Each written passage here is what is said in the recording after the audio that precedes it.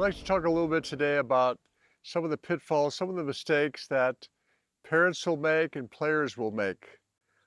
Even though I started Taylor Fritz at 2 years old, a lot of people said that was too early. It was okay because we didn't play that much. Get them introduced to it, get them seeing the ball. And so you don't really have to start your child at 2 or 3 years old. It's okay to start a little bit later. The main thing is it has to be fun. If it's not fun for them, they're not going to stay in the game. If you can make it fun for them, by the time they get a little better and start playing the tournaments, like Taylor really loved to go to the tournaments because he would see his friends. He wanted to go down there and enjoy himself with his friends. So he looked forward to going to tournaments every weekend.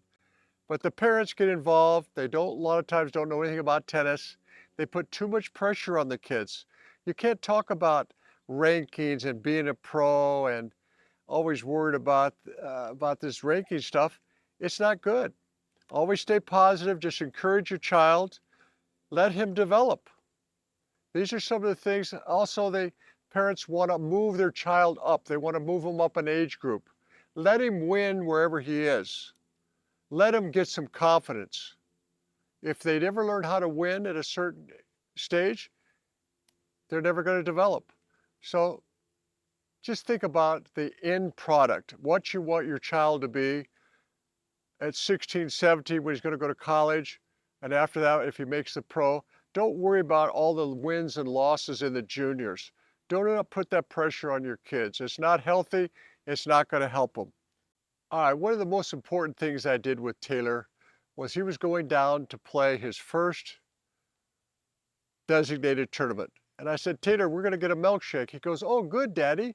If I win this match, I get a milkshake. I said, no, Taylor, we've prepared, you've practiced. All I've ever asked you to do is go out and do your best. And that's all you can do. It's not about winning and losing every time. And this is where the parents miss the boat. They put too much pressure on the kids. They make the kid feel that his self-worth isn't there. Sometimes they move him up too much into a higher category where he has trouble winning. Keep the pressure off him. Find yourself a good pro and let them do the work for you.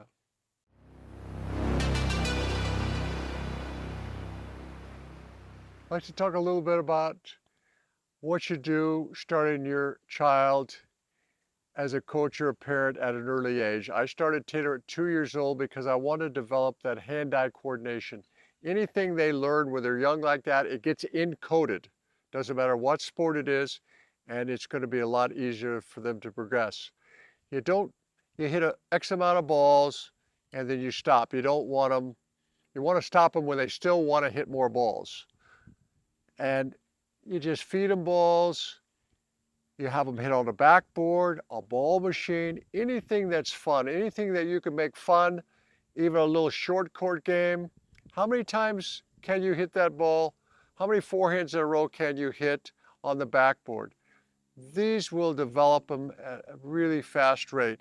As they get a little older, then you can start developing and start playing tournaments. I don't mind starting them in tournaments when they're 5 or 6 years old. I was against it originally, but I think it's a good idea that they start competing.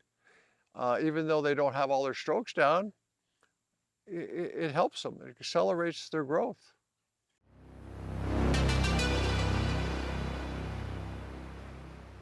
The environment that your child or young player grows up in is very important. It's good to have a good group of kids around that they can play, they can compete with, that they can socialize with. It doesn't matter what part of the world, when I see the Spanish go up or South African tennis players or whatever get better, they've always got one thing in common. They've got a good group around of players that push each other, and that competition, they're just going to get better and better. Taylor was lucky to be around the top players like Tommy Paul and Riley Opelka and Francis Tiafoe, and they all pushed each other. That's one of the best groups to ever come out, probably the last 20, 25 years. And they all want to do better. They're all helping each other. They're pushing each other up, and that's the competition. Just that alone is probably the major part.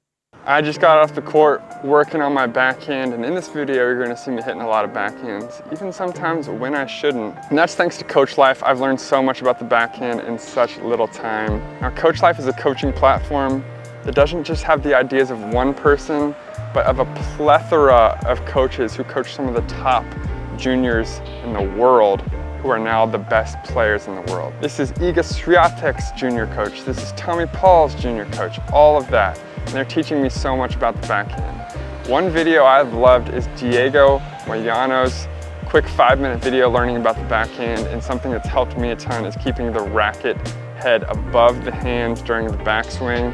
I'm really loving this tip and it's helping me a lot. Use the link in the description to sign up to Coach Life. It's an awesome platform. They'll give you a free trial, and trust me, there's so much knowledge on there that you cannot get enough. So go sign up right now. Awesome platform. There's truly nothing like it in the tennis space.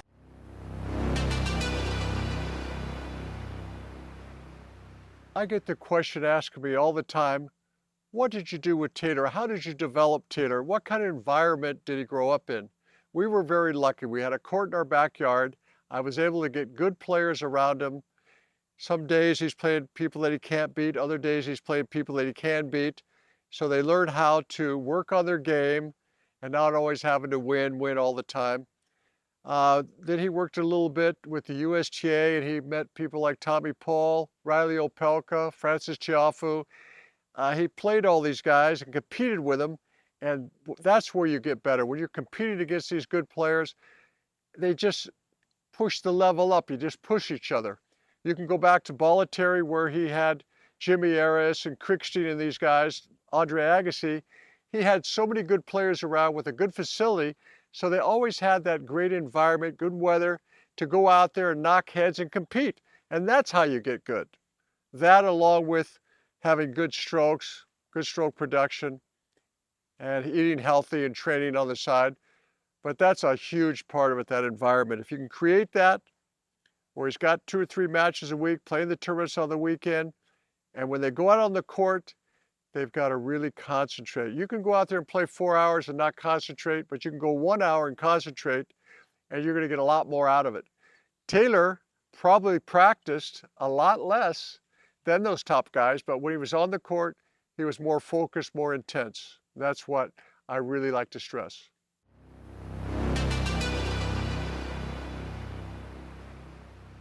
One very important thing I want to touch on is nutrition, what you're eating, what you're drinking, how you're hydrating, and what you're doing after your matches. It's so important to build a nerve force by eating correctly. There's a lot of kids that get to the end of the match, it's a tiebreaker to the third, all of a sudden the oxygen is shut off from their brain. They're not eating right. It's not getting there. You have to stay away from all the white breads, the pretzels, the potato chips. You got to stay away from the Red Bull. That stuff is poison for you, especially as you're growing up when your plates are still open. You need to really have a good balanced diet. When you're done practicing or playing, you need to do your stretching while you're warm. You need to get some protein into yourself right away. And it has to be a consistent diet and stay off the sugars.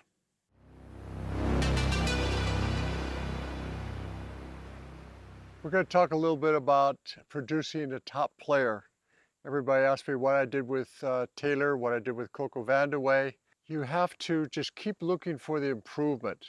You have to stay positive. Don't tear a player down and say, well, you're doing this bad, you're doing that bad. Find something every day. I did this with the college players. It worked tremendous. We won so many state titles. It's unbelievable. Find something positive that they did that day.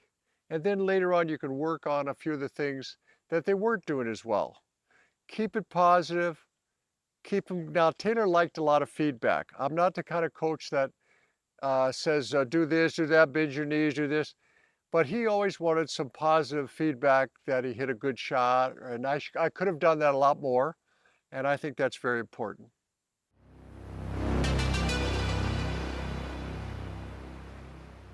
A lot of people ask me, what made Taylor different? Why was he the #1 junior, Southern Cal, in the 10s and the 12s, and in the 14s he won national championships, singles and doubles. What made him win so much? One of the simple things we did with Taylor was you're not going to win every match, and you have to understand that you're going to lose X amount of matches. But when you lose a match, you have to learn from that. So we would take what he did wrong and we would work on that. We'd get it stronger and never tried to move him up into a higher division where he didn't have a chance to win. And when a young kid goes out on the court, he has to believe that he can win. If he doesn't think he can win, no matter how well he plays or how poor his opponent plays, he's not going to win that match. He has to believe in himself that he can win that match. I just got off the court working on my backhand, and in this video you're going to see me hitting a lot of backhands, even sometimes when I shouldn't. And that's thanks to Coach Life. I've learned so much about the backhand in such little time. Now, Coach Life is a coaching platform that doesn't just have the ideas of one person, but of a plethora of coaches who coach some of the top juniors in the world who are now the best players in the world. This is Iga Swiatek's junior coach. This is Tommy Paul's junior coach, all of that. And they're teaching me so much about the backhand. One video I've loved is Diego Moyano's quick 5-minute video learning about the backhand, and something that's helped me a ton is keeping the racket head above the hand during the backswing. I'm really loving this tip and it's helping me a lot. Use the link in the description to sign up to Coach Life. It's an awesome platform. They'll give you a free trial, and trust me, there's so much knowledge on there that you cannot get enough. So go sign up right now. Awesome platform. There's truly nothing like it in the tennis space.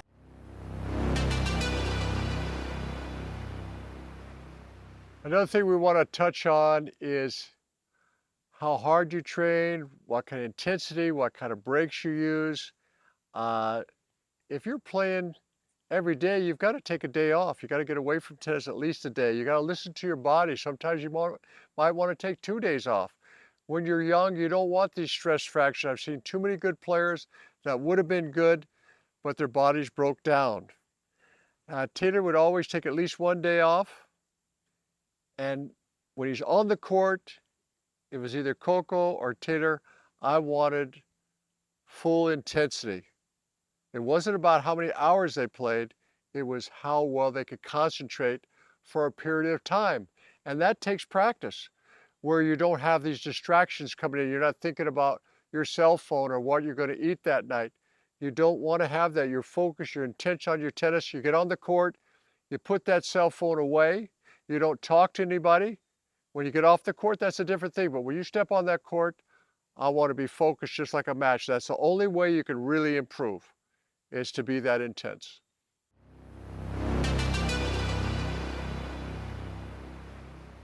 We've talked about technique, and I want to try to explain to you why technique is so important. If you've got a flaw or a little hitch in your serve, let's say for an example, when's that going to come out? Under pressure. You're serving for a set, you're serving for a match. That's when that technique is going to break down. Doesn't matter on a forehand or a backhand. I've seen Federer's forehand break down. I've seen Djokovic's forehand break down. If there's something wrong under pressure, it will come out. That's why you've got to keep working on your technique, keep stressing it, making little adjustments all the time. Federer was a student of the game till he was over 35 years old. Djokovic is like the same thing. This is why these guys are so great. They did everything on a consistent basis, from diet to sleeping to practice. They knew their body, they knew when to take time off. This is something that takes a long time to learn, but if you can do that, you can become a great player.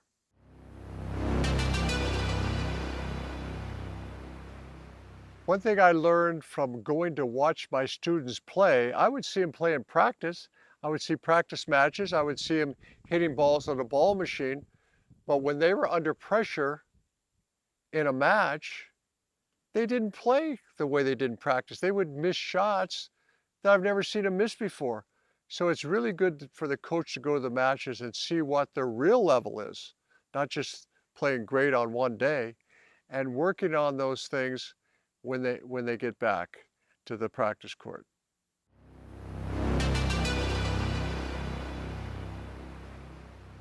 I'd like to talk a little bit about mentally tough. Everybody says how mentally tough Taylor is. You learn that. As you get older and you go into the pros, That's what usually separates the men from the boys. The guys that can concentrate, stay focused, they don't lose their focus, and play those big points correctly by not showing any negativism, not shrugging your shoulders, not pulling your palms up, staying in there. Don't show your opponent anything. There's two people playing. They both have positive and negative things that come out, and you've got to stay positive. You've got to say something to yourself all the time if you make a mistake, and you've got to reinforce it with something positive. You say, that's not like me. There's a lot of things you can do, but that's a good one. That's not like me. I don't miss those shots. You've got to stay positive and stay in those matches, and Taylor wins a lot of matches by doing that. When you show negativity on the court, your opponent, you're giving him a life raft. You're feeding him fresh air. Keep to yourself. Don't let him know what you're thinking or feeling. What a great feeling it is when you see your opponent throw the racket. What a great feeling it is when you're playing, you see your opponent go like this. You know that the doubts have crept into their mind, and you should be able to continue this. So stay positive, no negative self-talk, nothing to show your opponent that they're getting to you at all.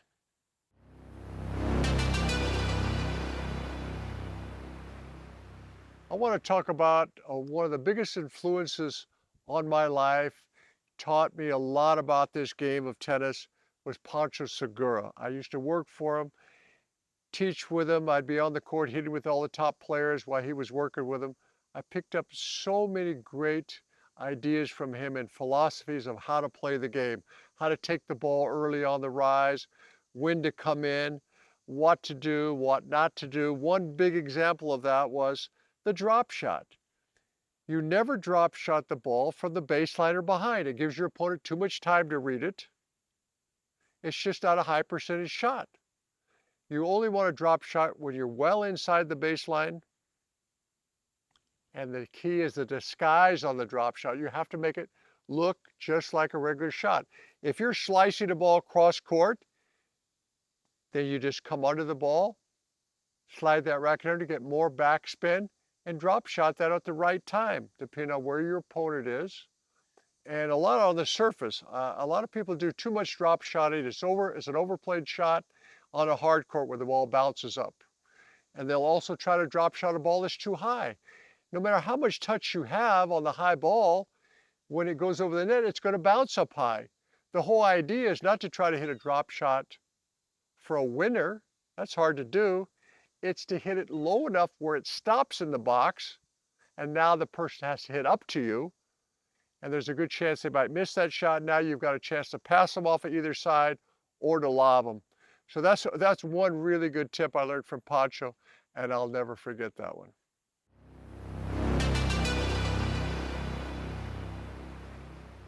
As a coach on Coach Life, I recommend a few things you can do to really improve your game. I'm a big believer in match analysis, watching yourself on video, watching the slow motion.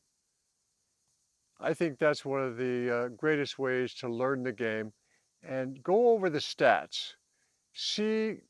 Have somebody take how many first serve percentages, how many second serves, how many double faults, how many unforced errors.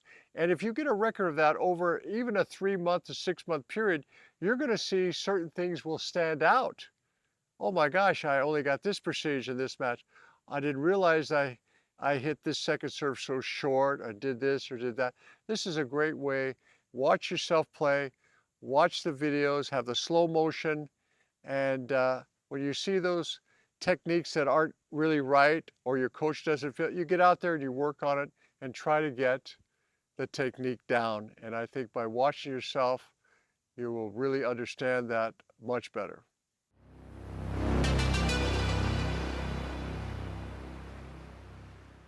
Okay, I've been asked to tell you what I think Taylor can do to become the best player in the world, what he can improve on. Now, unfortunately, Taylor's not going to see this because this is the day before the US Open starts, but later on, I hope he sees it. He can improve his serve, first and second serve. He's got to get that wide serve down a little bit better on the deuce side. He's got to go down that tee. I'd also like to see him go to the body just a little bit more. Mix it up, keep him off balance. His percentage should be a little higher. He can do that with the right toss and the right contact point. On the ad side, we mentioned before that when he hits that good wide serve out wide, 50% or more, he wins the match. Work on that. That's a serve you can't do anything about. He needs to improve his backhand volley. He comes in, the guy goes cross court with the pass. He doesn't make the right split step. He doesn't have the good contact point. He doesn't turn quite enough on that. He can improve that a lot. He can improve his approach shots off of both sides. A lot of times he'll go back behind the guy when he shouldn't. If he just goes to the open court, the guy's not going to run it down. That's a fine line there, because sometimes when you go to the open court and the guy anticipates it, then he burns you with a passing shot. But he can improve all those things. He can get a little quicker. The biggest improvement I think he can make is on the return of serve. When he breaks serve, he wins matches. He needs to step in, take that ball early, be more aggressive, especially on the forehand, run around that on the deuce side. When he gets those break points on those fast surfaces, especially grass, you've got to go for your shot. That's not the time to play that ball safe and try to out-rally the guy all the time. Now, if you're missing your return, yes, you have to back off and get the ball in play. You don't want to just give the point away. But we're talking about being number one here. We're not talking about being 10 or 20. You want to beat those good guys, you've got to create those opportunities, and when you get them, you've got to hit your shots. You've got to go for your shots. You've got to make them. That's how he can be number one.